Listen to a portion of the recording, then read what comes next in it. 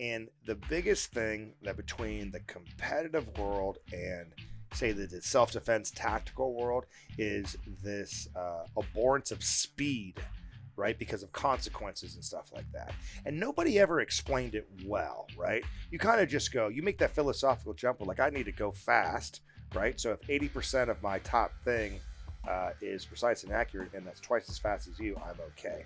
But there's always like, nobody could explain it well, right? And then it was literally about 2 months ago, I'm talking to a guy, and he's like, so you're saying misses are okay, right? I go, yes.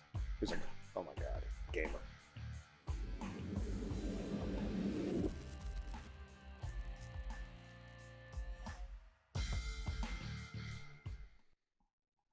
Anyway, the name of the rye is Barrel Seagrass. Bro, the aroma was crazy. It was nuts. It was good. But no, the place... Cigar...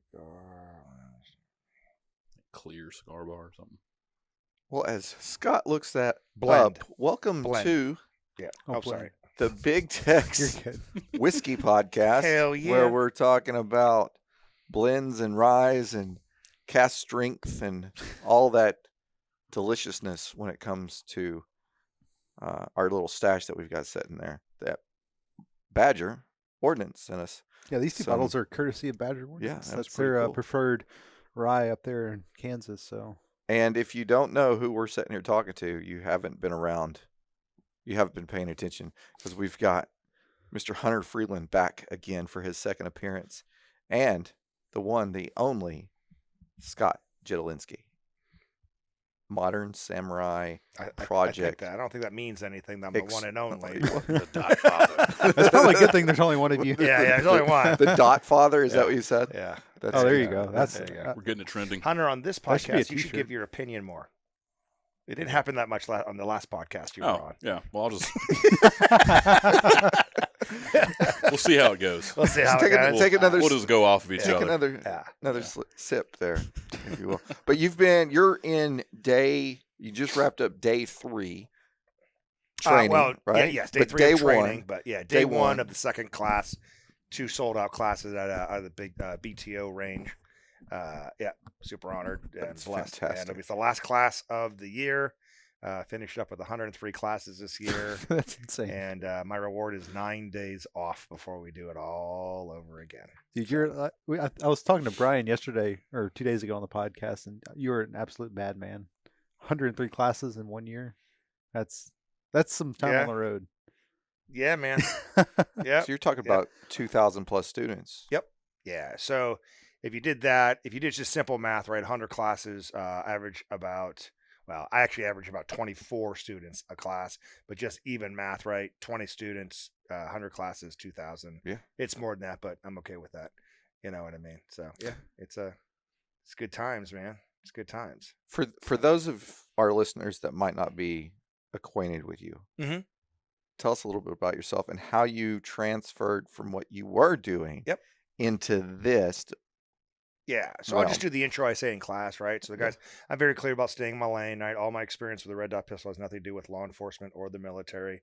I am, a lifelong martial artist, right? Starts off with Taekwondo when you live in a Korean household, boxing, wrestling, Muay Thai, and since 1996, Brazilian Jiu-Jitsu, where I live in Metro DC in Leesburg, about 23 miles west of the swamp.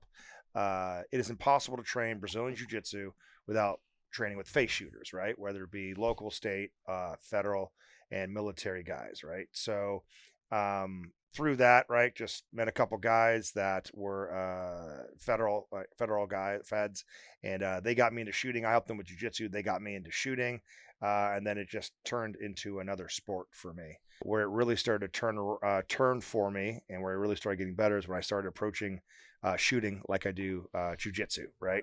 Understand what the technique is, look at people that are better on you, analyze their technique, learn what it is, rep it, and then put it under pressure with some sort of standard or competition.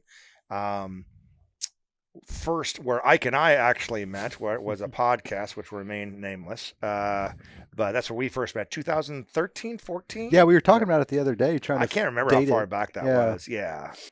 He was the up and coming, retailer, right? I was the red dot guy, not because I was any good at it, because I had like 30 guns with dots on them and stuff. And we just became friends, right?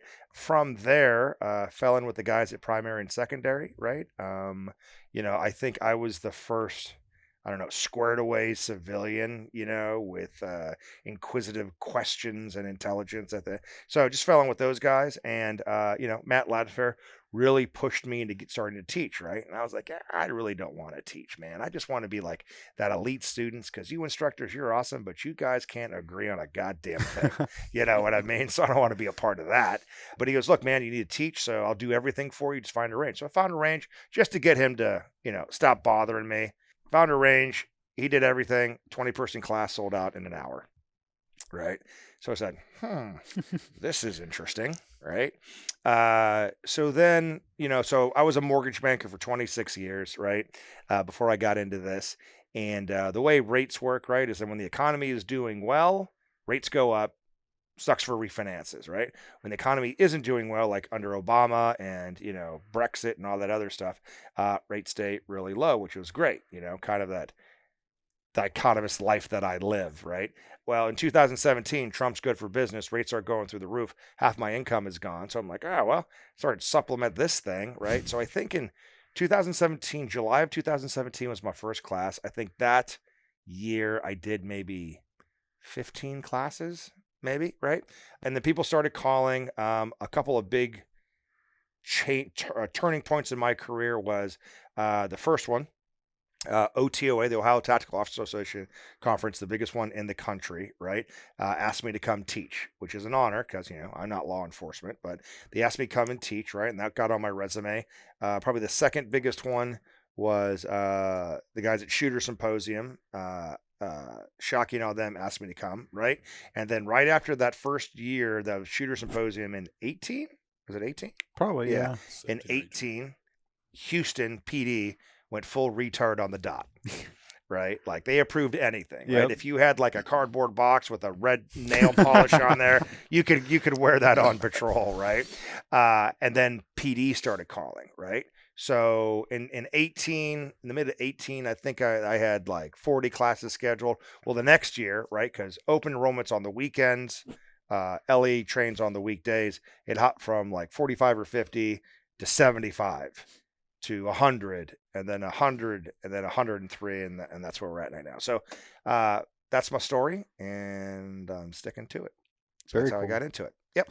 It's pretty cool that the LE side of the house went all in on saying you don't have the LE background, you don't have the military background, but you're teaching what we want, what we're exactly looking for. We're not looking for you to show us how to use it tactically. Right. We just want to know how to use it. How to get faster. Yeah. How to get faster, how to get more efficient. How to be faster, how to be more accurate, how to be more efficient and stuff like that. I mean, I still get, it's not as much as before, but I still get that. Like, he's not a cop.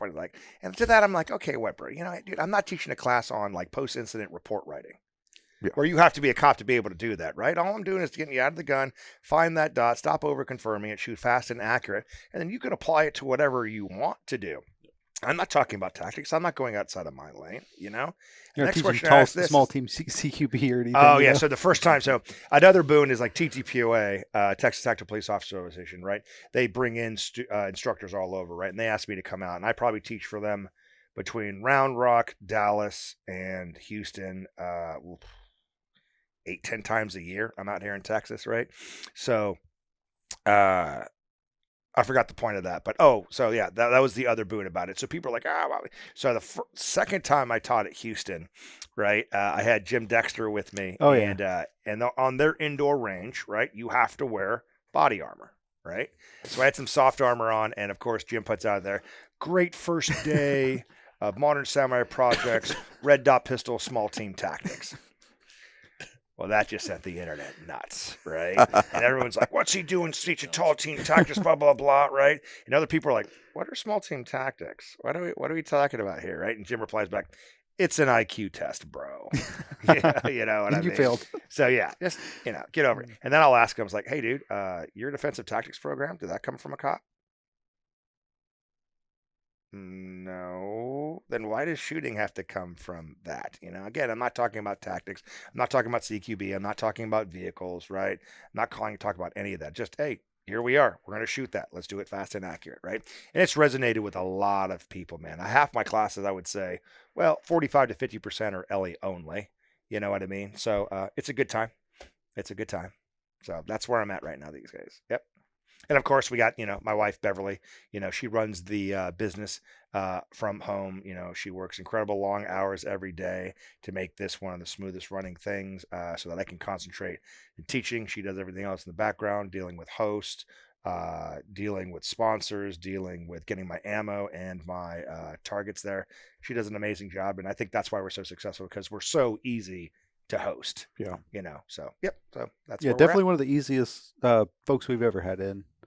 Yeah, I think so. Very, very painless. We're not asking for green M&Ms with W's on them or catering or 30 VTAC walls or anything like that. So yeah, it's a good time. And then since we have Hunter here, yeah, you have your Modern Samurai Endorsed Instructor program. Yep. Endorsed Instructor program, which bleeds into guys who can AIs for me, and then bleeds into staff instructors, guys who can teach my class on their own, which Hunter is one. And that's something that's coming up a lot more in 2023, correct? A lot more, yeah.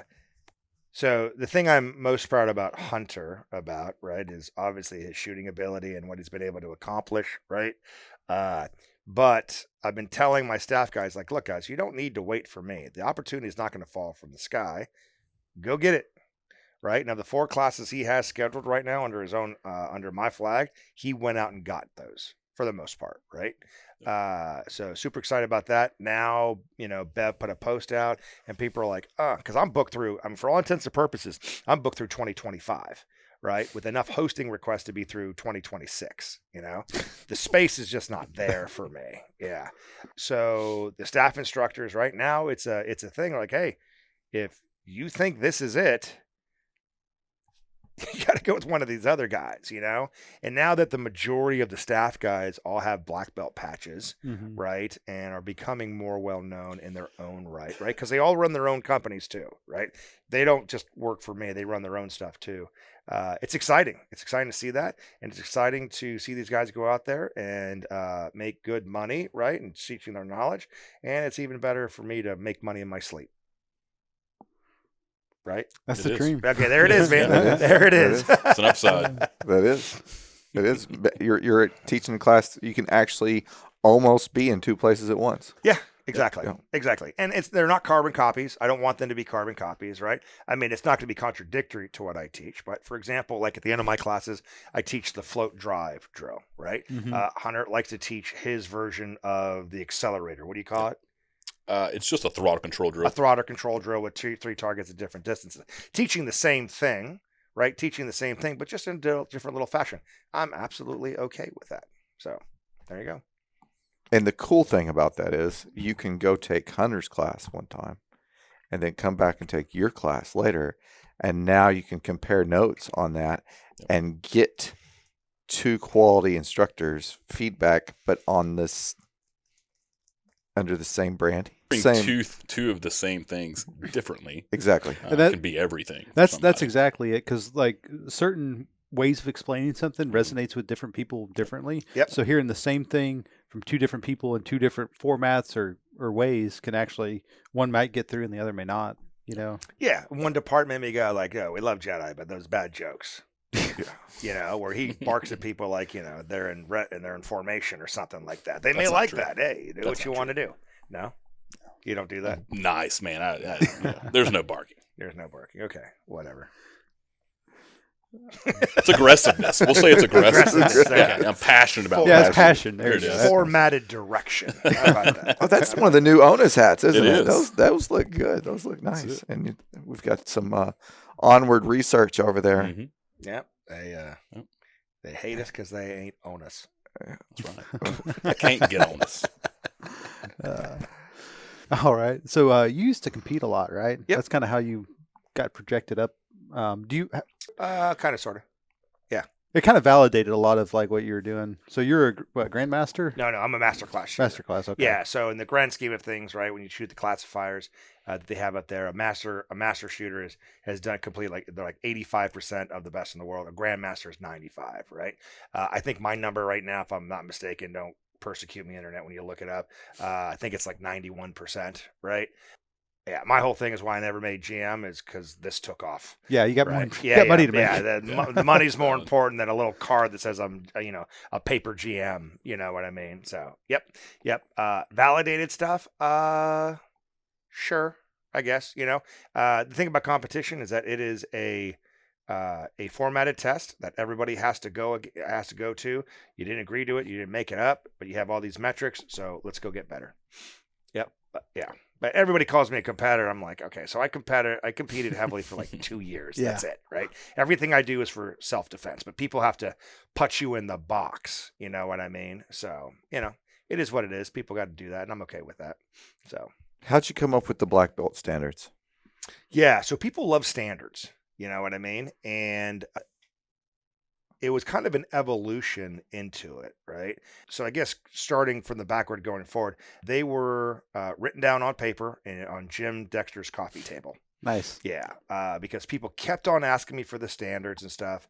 And every time I did a class, right, it was built around 4 things, okay? The 3 and 2 drill has been it since the very first class, right? So up close, right, because red dots are slow close. No, let's destroy this myth, right?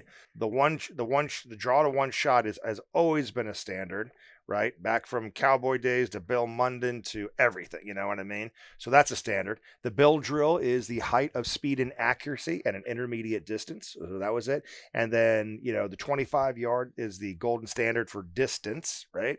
And I just did it to an A zone, right? And the class started to develop into those things. So people love standards. They're like, what's a standard? What would you do with this one? How can I know I'm progressing? Yada, yada. So one day after a class at Alpha Range in McHenry, Jim and I just went back to his place and we was like, let's do it. Boom. And we actually, a lot of people don't know this. On my website, you have grades of belts based on Brazilian Jiu-Jitsu belts, right? So congratulations, everybody's a white belt, right? But there's blue times, purple times, brown times, and black belt times, right? And it's really taken off, and the class has been more structured around that, right? Which makes sense. Some people say my classes are just about the standards. Okay. But they cover a wide variety of skills. So if you can pass the black belt, you're probably a pretty good shooter. Well, and here's the many thing. different aspects. Exactly. Here's the interesting thing, right? It's like, so the class shouldn't be about the standards. So in school, when you went to math class, you talked about history. No, man, the class should be around the test, right? And here's the test. See where you rack and stack in the test, right? And then in class, we talk about the national standards, the class standards, and the black belt patch standards, right? And see where people rack and stack in that. A brief description of those. I won't go over the times, but here's how I feel about it. Some people think I'm full of hubris. That's okay. If you can do my national standards, right? For example, the national standard on the 3 and 2 is 3 seconds. On the one shot, it's 1.5. On the bill drill, it's 3 seconds. And at 25 yards, it's 2 seconds, right? If you can do my national standards, you'll be the best top 2 or 3 shooters in any tactical pistol class you take, right? Easy. My class standards, I guess I will go over the times. The class standards, right, for the 3 and 2 is 2.5. The one shot is 1.25. The bill drill is 2.5, and then the 25 yard is 1.75. If you can do my class standards, you'll be the best shooter in any tactical pistol class you take, including the instructor, right? Save a couple awesome instructors out there, right? You do my black belt patch standards, you need to start that side hustle LLC and start charging money and teaching people how to shoot the dot. Because if you don't, you're selfish, right? And you need to share your gift. So that's how I feel about those standards in the class, right? And that's what it fits everybody. You could be a grandmaster. You could be a person who is safe and knows the 4 firearms rules of safety and wants to get the level. There's a place for everybody, and everybody gets attention regardless of your skill level. So I like the standards quite a bit because it combines a lot of different aspects of it. You have the up close stuff. Yep. You have the long, accurate shot, but you still got to be very fast and very efficient. Right. You still got to make that accurate shot at 25 yards and not a lot of time, And you've got, I think it's a pretty good set of skills that you have to be able to pass. Yeah. And you can't be slacking anywhere. you Yeah. know? And it's throttling. Mm-hmm. Yes, Right. that's something You got to learn how to throttle. Well, a lot of people go, well, the 3 and 2 is the easiest, so they sleep on it and they throw one. Yep. Right. Or they're all in on the bill drill. Right. I can't tell you how many people have had the bill drill and failed the other 3. Mm-hmm. Right. Or you get through all that, you're like, okay, one shot, 1.5 to the A zone. Right. They know how to throttle it, and bam, 97 to the ground. Yeah. All right. Yeah. Okay. Been So there. it's been there, done that. Yep. Okay. Cool. Into the ground. Not in the No. ground. Definitely just breezing through it, and then it's like, oh, let's do Would you do something. that, Nashville? Yeah. Right? He was Like right on it 91. before he earned his first patch, right? It was bam! 92. Delta. Yep. Bro. Yeah. You had You had half a You got second. a half a second yeah, to look at. yeah, point Gotta get the 32 bullet out of the gun, yeah, though. 0.52 left over to get this done. Come on, bro. Yeah. But the very next time, Minneapolis nailed it. Yep. Absolutely It's a nailed fun it, time. man. It was So good. how many black belt patches have been awarded so far? 21. Yep, 21 shared by 17 people, 16 or 17. 16. So Hunter, you have 2, right? Yep. Yep. Kirk- Donovan Moore has 3. Kirk Clark has Kirk's got 2. 2. Yep, and that's it. Cool. Yep, and whatever math that comes out to. Yeah. Yeah. The most recent one was earned by Chris Brown, who is the sheriff for Cleburne County in Arkansas. Oh, So yeah, bro. Yeah. Command staff. yeah. Right. That's legit. Yep, he was AI for me at Royal Range out in Nashville, and he just earned it, and it was gorgeous. First one to do it with the Walther PDP, Oh, nice. and he was shooting that hot ass SIG ammo. Good Lord Almighty! But control, man. It was good. Super proud of him, man. Super proud of him. He is he's setting the bar for command staff and police. Yeah, Yeah. that's unheard of. Yep. Scoot. That's actually really encouraging to hear. Yep. I didn't know that. That's awesome. Yeah. Yep. He's a staff instructor too. We just need to announce it, right? Yeah. Because I told him, like, whether you want to be or not, man, Yeah. if they know a sheriff had the black belt patch, right, you're going to get agencies calling you. So Yeah. might as well make this official. So we're That's going to change that fantastic. up in just a little bit. So It's incredible. It's pretty cool. So when you transitioned, you mentioned it. You were rolling with the Fed boys in Virginia, and had you been shooting before that? Had you been into firearms any? so the way I explained it is I owned a gun. Okay. Right. So to get into like, so one of the guys, right, he was State Department's MSD, right, and huge guy. His name was Al. Huge guy, 6'5", 300 pounds, pure muscle, but kept on getting deployed, right. So this is the late 2008, 2009 type of time frame. Then when he come back, I mean, he would win, but he would win out of hate, not technique. He would get hurt. He'd hurt other people, right? So I said, hey, bro, just, I got a key to the gym, right? We didn't have a lot of big people at that time, so he was good for me. Let's roll, in the morning, 7 a.m. or something like that, a couple times a week. And eventually, 2 months later or something like that, he got his blue belt, right? And he goes, hey, bro, I need to pay you back, right? I'm like, that's cool. You're doing the country's work. He's like, nah, well, do you shoot? And I'm like, I own a gun. So very lucky, Silver Eagle, right in Ashburn, Virginia, 5 minutes from my house. I could go shoot whenever I want. And up in DC, Northern Virginia, right? All the ranges let you draw from a holster, right? Because a lot of their money comes from, letting Fed, state, and local people do their quals. Well, if you can't draw, so their insurance has to cover it. Right. So if the insurance covers it, the civilians. That's where most places around the country don't let you do it because Right. insurance won't cover it. Yeah. You let them draw. So Yeah, up there, I mean, you're probably 80% of the range traffic is Yeah. some sort of badge carrying person. It can be. Yep. It can be. And so he took you to the range, Yep. showed you some stuff. Yeah. All wrong. 100% wrong. It was, and I love Al to death. Don't get me wrong, right? But we even joke about that these days, right? But he taught me pistol shooting from a person whose primary is always a rifle. Oh, Okay. Yeah. Right? Crush the gun, lean forward, lock out your elbows, all that other stuff. But it introduced me to that. You know what I mean? And through the years, just morphed into being a more efficient shooter. Looking at jiu-jitsu, looking at USPSA and stuff like that, and melding all that stuff together and making it teachable. I think. So. And when did you start experimenting with dots? 2011, 2012. Yeah. So my first dot gun was an FNX 45 tactical Oh, with a Burris fast fire. Heck yeah. Yeah, dude. I used to carry that thing, bro. Right. Wow. Imagine how heavy, right? Yeah. And I had Extendo 45. Oh, dude. But you got the real estate. Oh, You're- sure. you're I could hide small. an You go- MP5 if I wanted to. Right. But still, it Aren't doesn't matter you how right big now? you are. It's still going to drag down your belt no matter what you got, right? Yeah. So it's fun. And then that got to be too heavy. So then I got an M&P core when that first came out. Mhm. And I had a J point on there, right? Replace that thing every 6 months. Yeah. You know what I mean? And then finally I changed it out for a Trichicon RMR 06. And I think right around that time is when I started training with different people and stuff like that, just to see what was going on. And, good times for there. So, yeah. Who'd you start training with back then?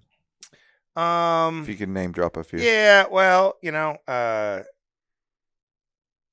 who was one of the John Murphy, Okay. right? So John Murphy was out there. Matt Jaques was out there Oh, back then. Couple local dudes at the Silver Eagle range, right? Like I tell the story, retired Marines. That's where the Marines are riflemen, not pistoleros. Sorry, Ernest Langdon, that you're not included in that. Justin Dial, sorry, bro. Yeah. And then, yeah, that was back then before I really knew who, what I was and how to sift through things, After that, I pretty much trained with everybody that came through Northern Virginia, which was everybody. Yeah. You know what I mean? So, yep. What are you shooting right now?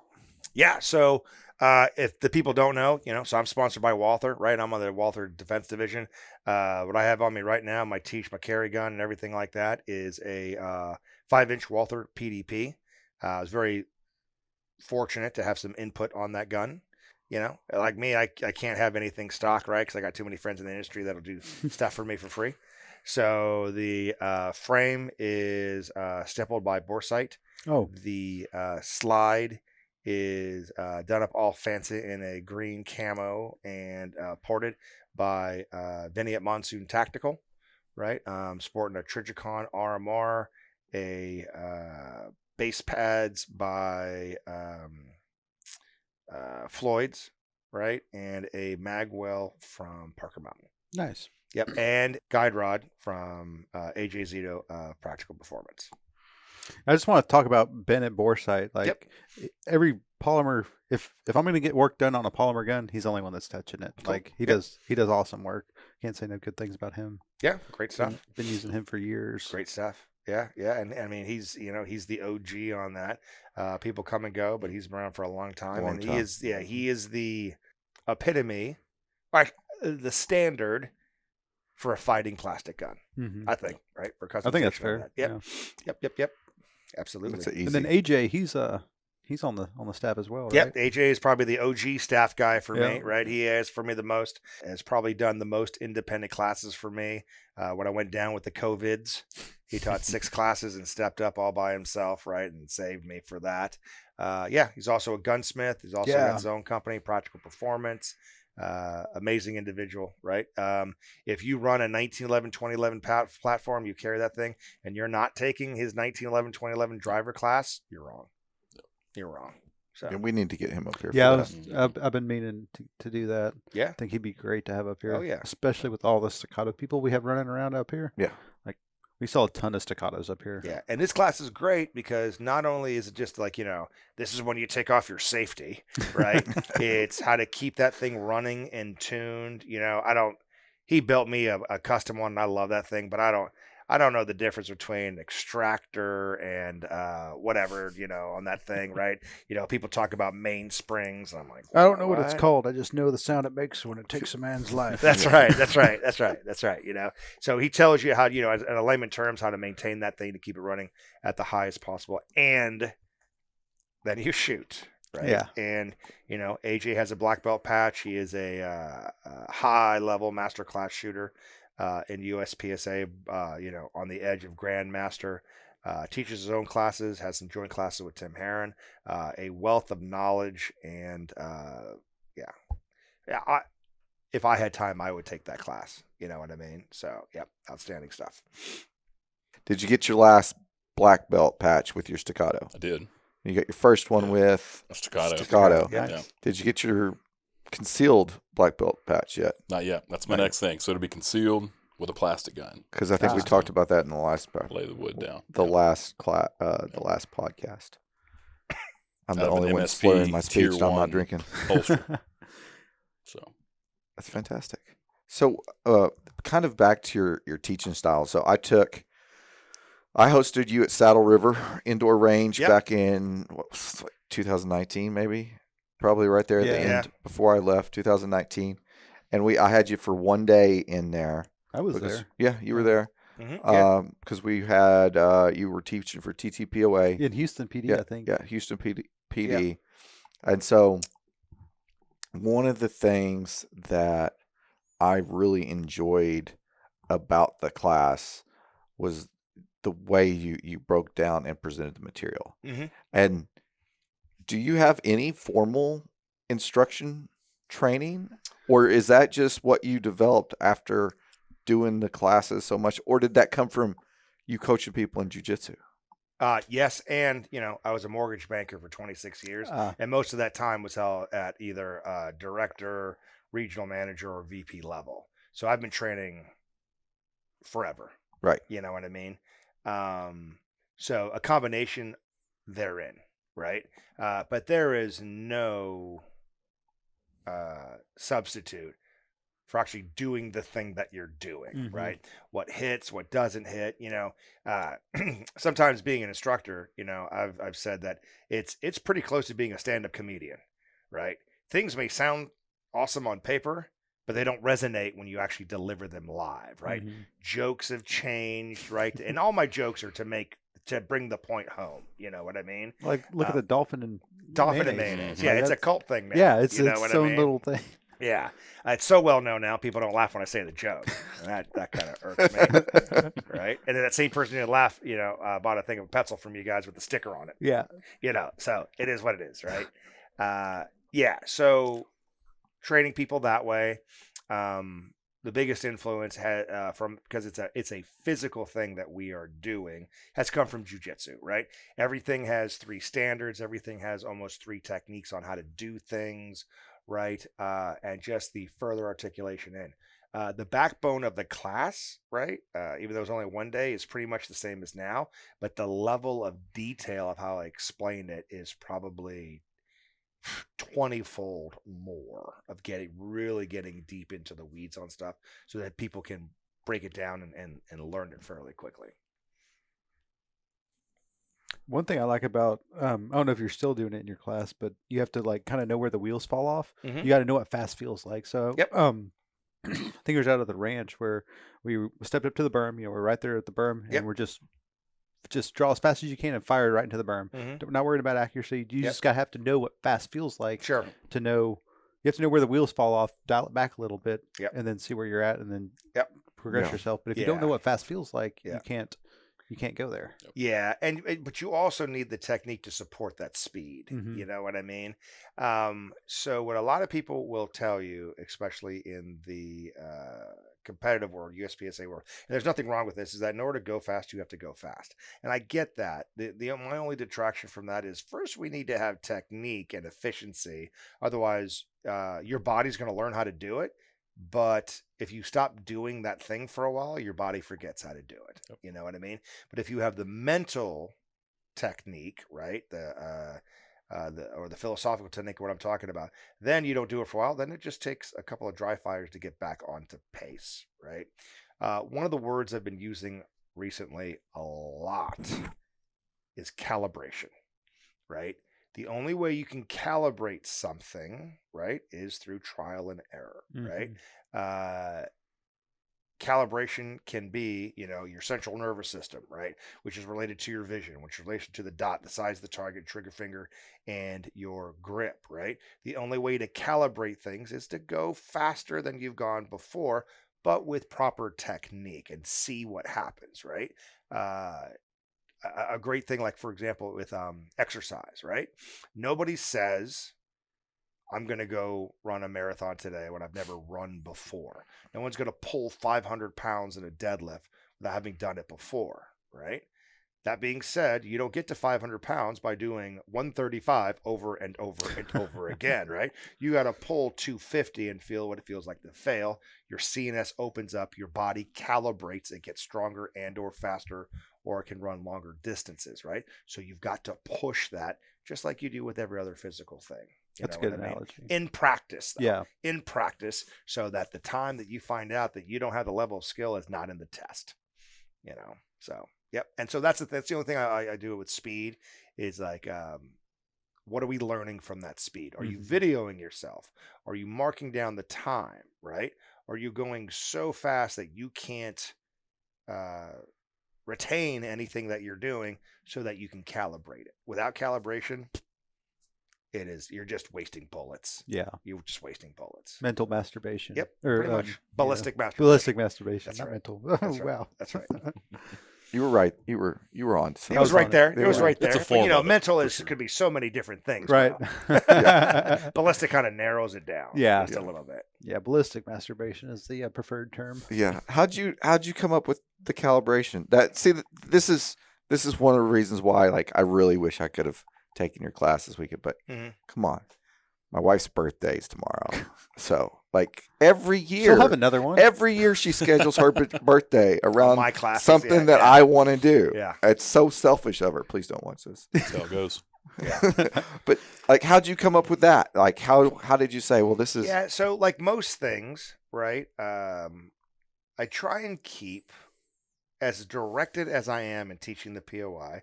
I try and learn something in every class, right? And the biggest thing that between the competitive world and say the self-defense tactical world is this abhorrence of speed, right? Because of consequences and stuff like that. And nobody ever explained it well, right? You kind of just go, you make that philosophical jump where I need to go fast, right? So if 80% of my top thing is precise and accurate, and that's twice as fast as you, I'm okay. But there's always nobody could explain it well, right? And then it was literally about 2 months ago, I'm talking to a guy, and he's like, so you're saying misses are okay, right? I go, yes. He's like, oh my God, gamer, right? I go, misses are okay in practice if you learn from them, right? And use them as information against your successful runs and calibrate them in the middle. And he said, what? I said, calibrate in the middle, right? And I was like, oh, that's good. That's good. And then, you think of race car drivers, right? Right? Their level of skill in going 230 miles an hour, right?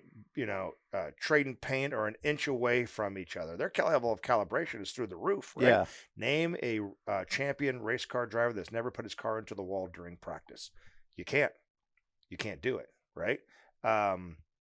Name the champion marathon runner that doesn't always run 40 miles instead of just the 27 whatever 0.2. I don't run, so I don't know. 26.2. Yeah, exactly. You know what I mean?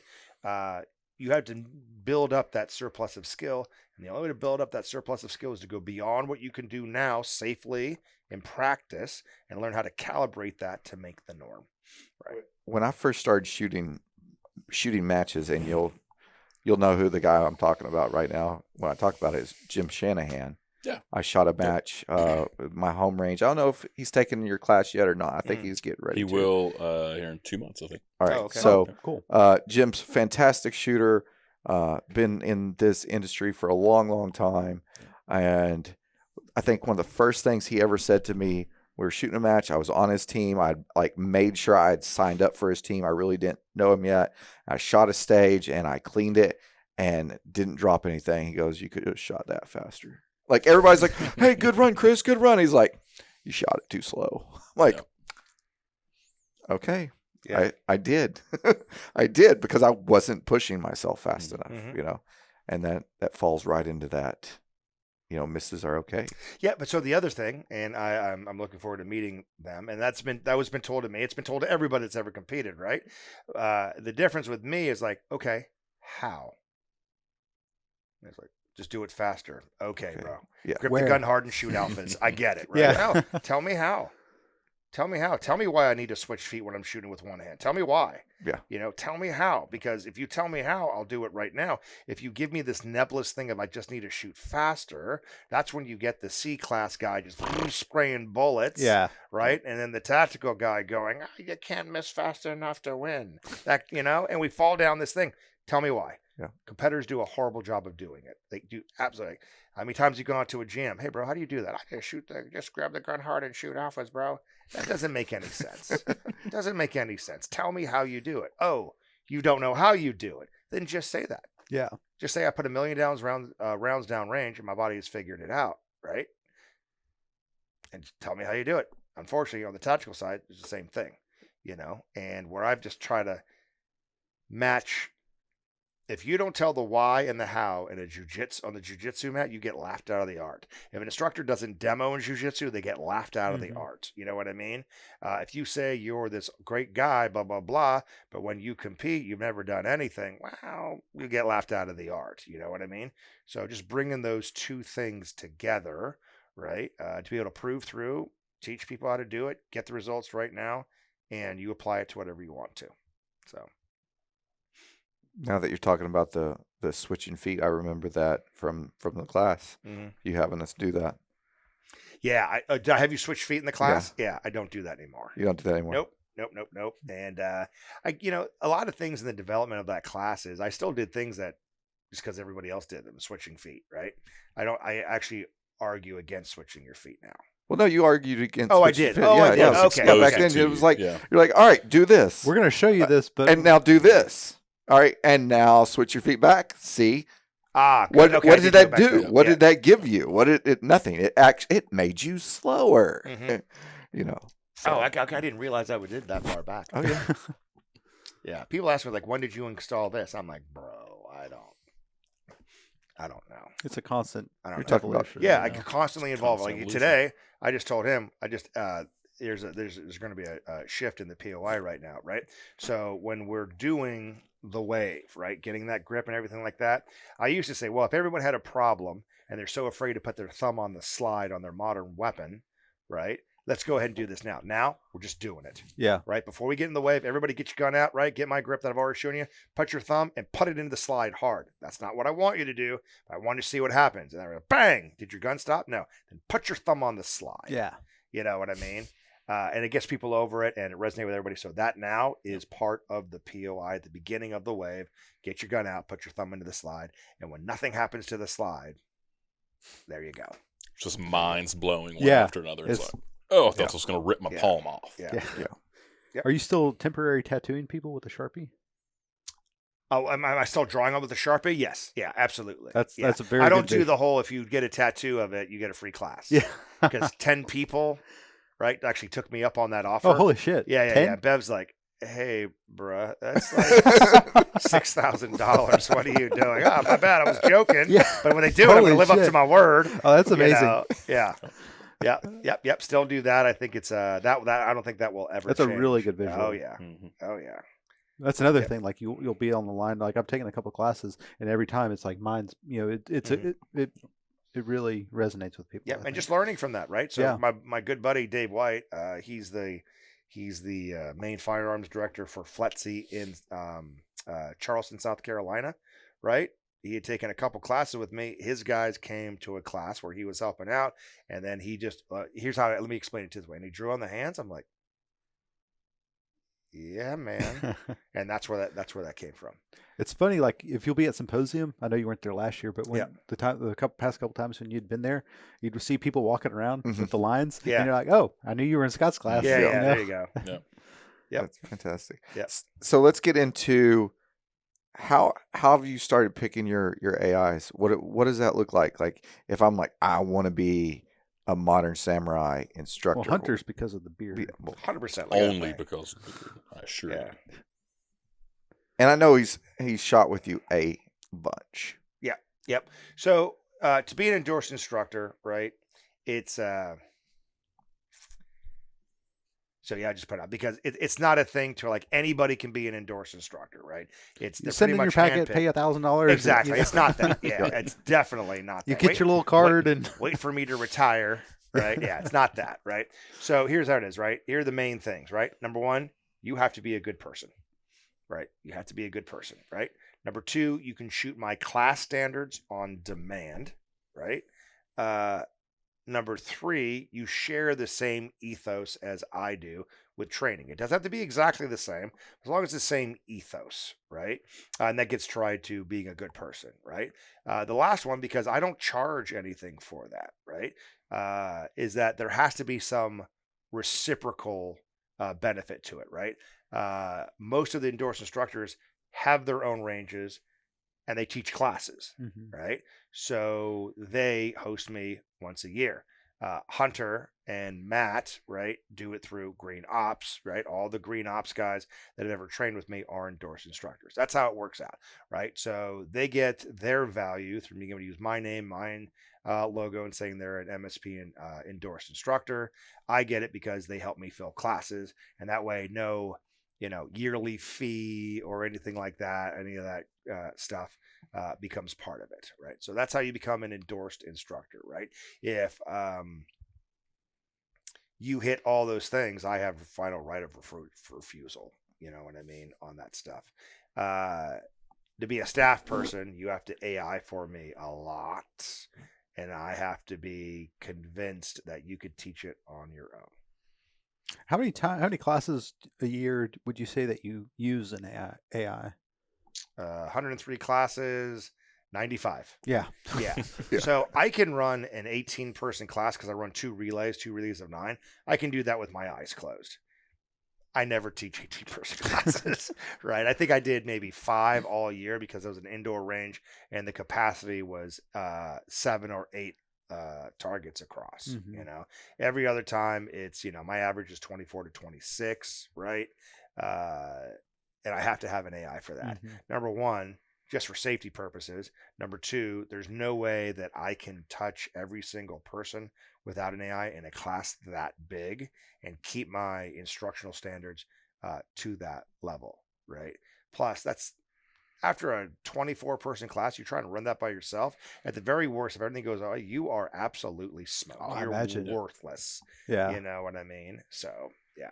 I really like taking classes where there's an AI. I think I get a lot more value out of it. Sure. Because like you said, I mean, you've got 2 sets of eyes on you. Yep. Seeing what Hunter might pick up because he's AIing for you these past 4 days. He might pick up on something that you may look over or may not catch on. And like you said, when there's 24 people in the class, like you just can't. Or, he may say something that resonates with the person that I didn't say. Or he said the same thing twice. And the person had to hear it twice. Yeah. You know what I mean? Yeah. And that's it, And then anybody you have AI in for you is probably going to be a pretty high caliber, so it's not like it's just some random dude like an RSO. It's a guy that can shoot. Yeah, but I say that I don't bring RSOs, I bring AIs. Yeah. You know what I mean? And they will make you better. So. And spinning off on that assistant instructor, your other company that you work with, Green Ops. That is by far the most instructor to student ratio I've ever seen. Oh yeah, on a class, and you do it too. Sometimes you'll have 2 AIs in some classes. I've seen it, but that pistol class that we took back, the first class I took with your guys. Oh yeah, there was almost a 1 to 2 ratio. Yep. And when we were shooting, there were 6 people online. Looked up, and there were 7. It seemed like there were 7 instructors. It was like, yeah, and originally a part of that. Wait a second, what's going on here? There's more.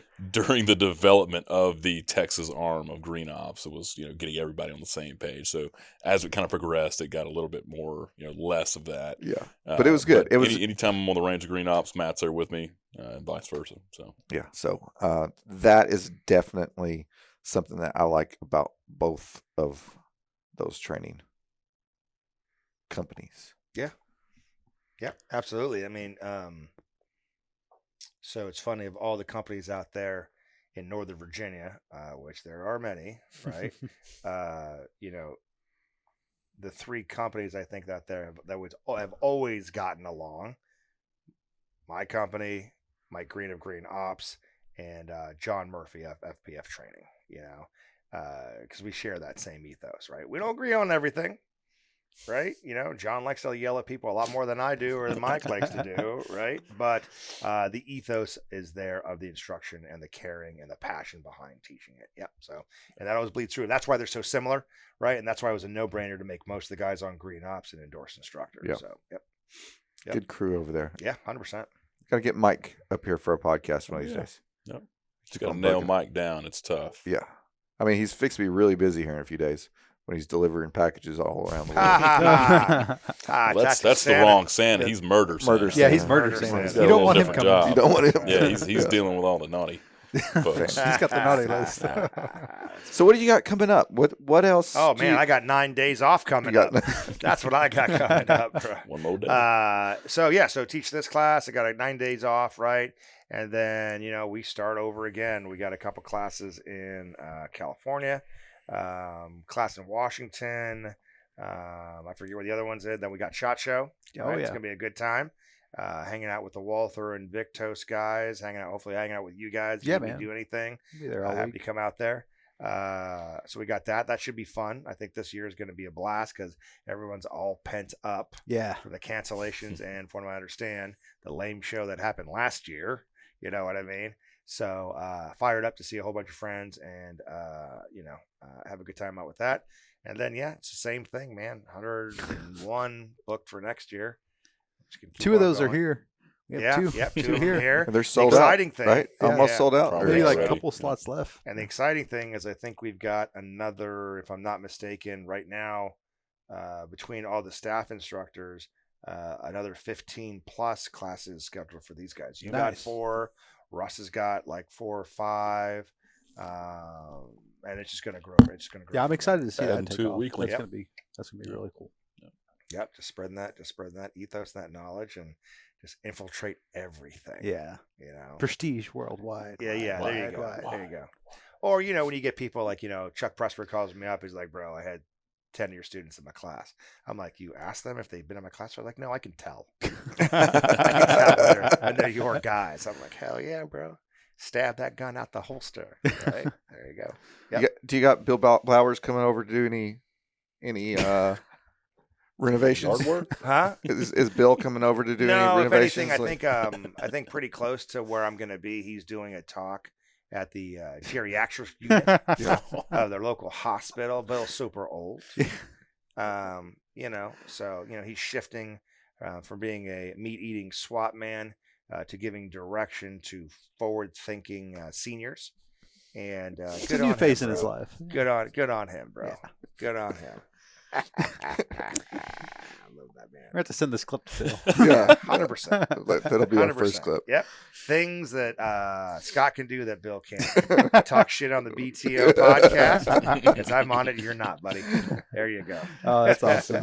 Fantastic. Got anything? Man, no, I don't know how You to got follow it. that. You got anything? What do you got? is What do coming you up got soon. coming up, Hunter? What do you got coming up? So, starting in January, as of now, 4 classes on schedule, constantly adding more for the MSP side, still doing some stuff with Green Ops, and then with Onus rolling out within, I was probably going to say, the that's next- a big thing coming up. yeah, that's coming out within the next month. So Okay. we're excited. You drop our sample plates off. They are actually in the vehicle out front. Okay. Oh. Yeah, so I've got it. Well, we need ready to for hurry up good. and end this so we can go get our Right. Sample plates. Yeah, play with it a little bit.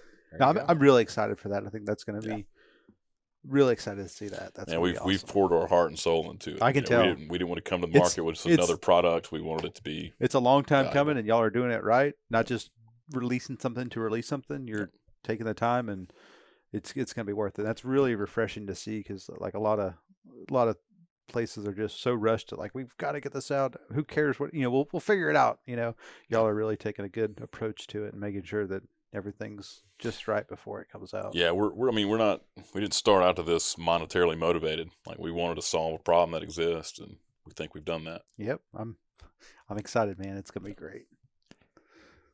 Where could they find information about Onus Group and Green Ops? So starting next week, they will be able to go to onusgroupllc.com. Also, the Onus Group LLC Facebook and Instagram pages to check not only product information but installation videos. It'll all kind of tie in together. And then as far as Green Ops stuff, green-ops.com. We've got updated schedules kind of rolling out every day. And Scott, where can Yeah. they find your schedule at? Where can people contact Yeah. you or the boss? We're going to back in- post couple ways. his personal cell phone number in Yeah. the comments. Just on the You screen. can actually right? find it on the internet. I don't know, yeah. So if you go to my website, modernsamuraiproject.com, right, you'll have the digital map there. Some people don't like that. If you actually want a written out list of dates, if you go to Modern Samurai Project LLC on Facebook, the pin post is all of the dates there. Nice. Yep. Yeah. So go there. Yep. Good times. It'll direct you to the website where you can sign up, and all is good. Good luck A couple finding things one I in am. Oh, I'm stock. sorry. Go ahead. I was going to say, good luck finding one available with open spots. I know, right? Yeah. People get angry, bro. It's like, They're like, oh, I'm "Hey, sorry that I- I'm successful. all the classes are seize sold the day." out. You need to tell me where I can go find a class. I'm like, bro, I live life 3 weeks at a time. I can't do that. You know what I mean? But a couple things I am excited about next year, right? Other than the staff instructors taking off and seeing their success, is a class that we've done twice that I'm super excited about. Is a joint class between me and Chuck Pressberg, Yes. right? It's my red dot fundamentals and his no fail pistol. It has been an amazing time with people, right? Yeah, Everyone I thinks can't- it was going to be completely like we're going to be completely opposite of each other.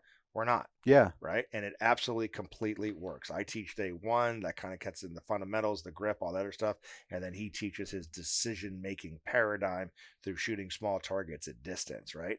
The reason why it works is because Chuck can do a 1.73, 3 and 2 on demand, and I can shoot 98 5X on a B8 on demand, right? Yep. So that works out great. The other one I'm super stoked about is myself and Donovan Moore, 0.1 Tactics.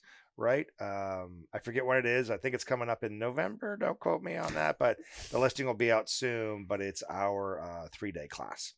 Nice. And, without offending anybody else, right? The two guys from the AIWB platform that have the two hardest standards in the industry right now, and that concentration, we're going to be teaching together, and it's going to be an amazing time. So super excited about those classes. And Chuck's class, when is that? Do you know? Oh, a Off whole the top bunch of of times. Modern next year. Samurai Yeah, Project.com. there we go. Yeah. I don't know. Because you I just don't had know. that one. You just we just did one in taught. Franklinville a couple months ago. Yeah. We did one before then, about 2 months prior to that in the Des Moines area, right? It was great classes, great classes, right?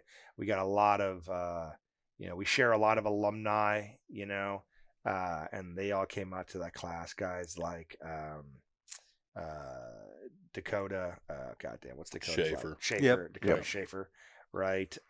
Guys like Paul and Emily Dugan. Oh, yeah. Yeah. Awesome know, people. yeah. Love those Yeah, two. yeah. That was one I was like, oh, somebody took their their kid to kid. class. Yeah. That's so Emily. awesome. I looked close. I was like, oh, that's Emily. I feel Oh, so yeah. bad.